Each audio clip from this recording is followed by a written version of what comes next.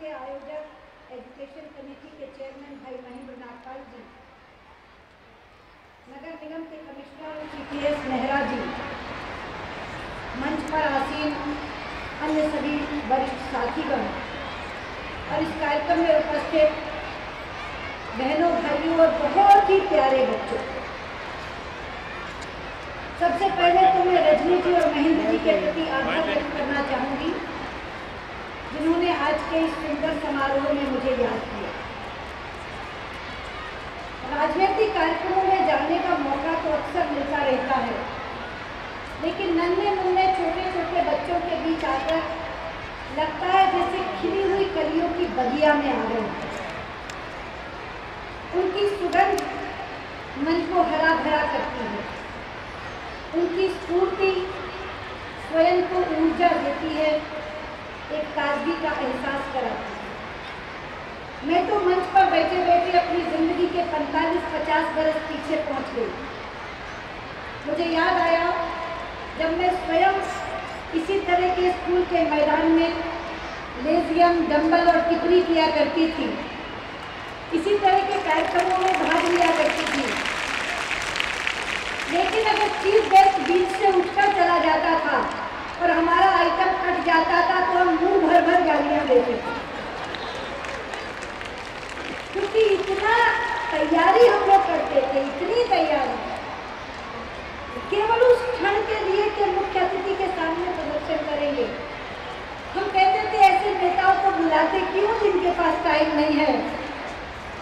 इसीलिए मैंने पहले रजनी जी से पूछ लिया था, जितनी देर का कार्यक्रम है मुझे बता दो, मैं पूरा समय मंच पर बैठूंगी और सारे कार्यक्रम देखने के बाद ही जाऊंगी, क्योंकि बालक मन को जो चोट पहुंचती है आइटम कट जाने से, उस पीड़ा से मैं वाकिफ हूँ। मैं सबसे पहले उन सभी बच्चों को जिन्होंने यहाँ प्रस्तुतियाँ की हैं हृदय से बहुत बहुत बधाई देना चाहती हूँ। और जिन टीचर्स ने, जिन अध्यापक अध्यापिकाओं ने परिश्रम करके इनको तैयार किया है, इस मंच से उनका अभिनंदन करना चाहती हूँ, वंदन करना चाहती हूँ। रजनी जी ने अपने प्रारंभिक उद्बोधन में बताया कि निगम 1741 विद्यालय चला रहा है और 10 लाख बच्चों को शिक्षा दे रहा है। मैंने उनसे बैठकर पूछा कि ये स्कूल कहाँ तक के हैं, तो मैंने थोड़ा झेपते हुए कहा कि प्राइमरी तक के।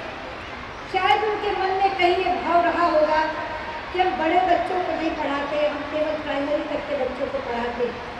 मगर मैं कहना चाहती रजनी जी, प्राइमरी तक के बच्चों को पढ़ाना ही कच्ची मिट्टी को तैयार करना है।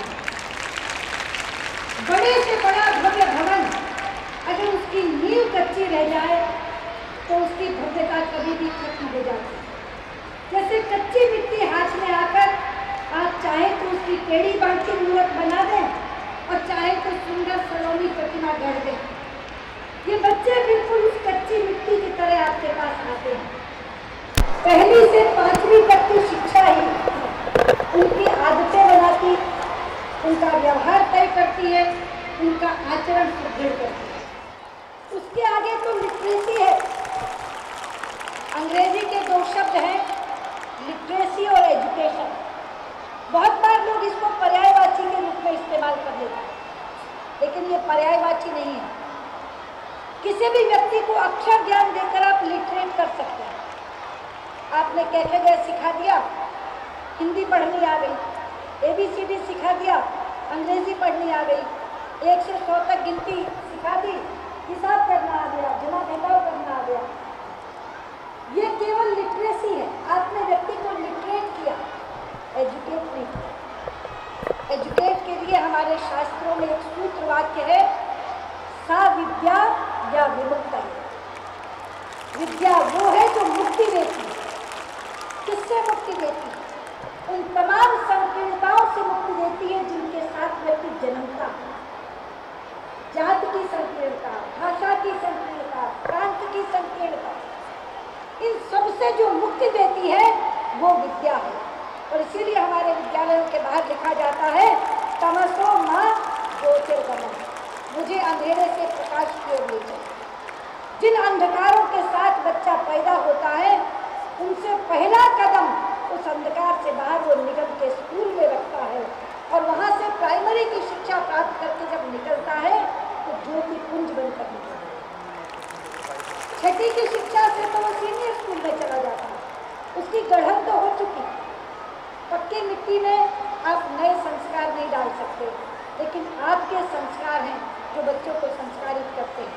मैं बैठी बैठी सोच रही थी कि आज कहाँ समय रह गया बच्चों को मैदान में जाने का। अब तो कंप्यूटर पर वीडियो गेम्स हैं, घर से बाहर निकलना ही नहीं। लेकिन ये निगम के स्कूल बच्चों को मैदान में ला रहे हैं, तरह तरह का व्यायाम सिखा रहे हैं।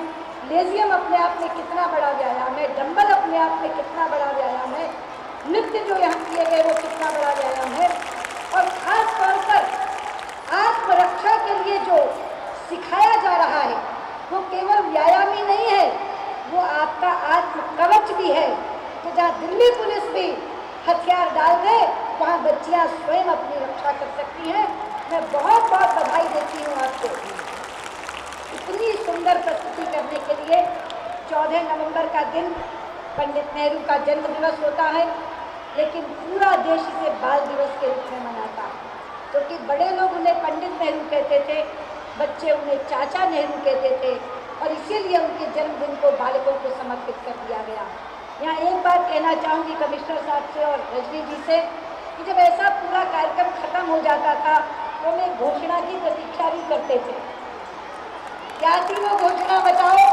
हम कहते थे इतना काम किया है, छुट्टी वाले दिन हमसे काम कराया, हमें अगले दिन की छुट्टी चाहिए, कहते थे ना। इसलिए वही बैठे बैठे मुझे याद आ रहा था जिन अध्यापक अध्यापिकाओं ने, बच्चों ने इतना परिश्रम किया, सुबह से धूप में बैठे हैं। वैसे तो 14 नवंबर की छुट्टी होती है, लेकिन ये अपने घर से आए हैं यहाँ इस कार्यक्रम में शरीक होने के लिए।